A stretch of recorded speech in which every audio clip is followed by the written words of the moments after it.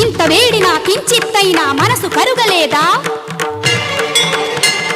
ముంచుకు వచ్చే క్షణ క్షణ గండం దృష్టికి రాలేదా? నమ్మి కొలిచిన చేరి మ్రొక్కిన ఆ పన్నను నన్నాదుకొమ్మని అలిసే వరకు నిన్నర్థించిన ఉలకక పలకక నువ్వుంటే ఊరుకుందుననుకున్నావా?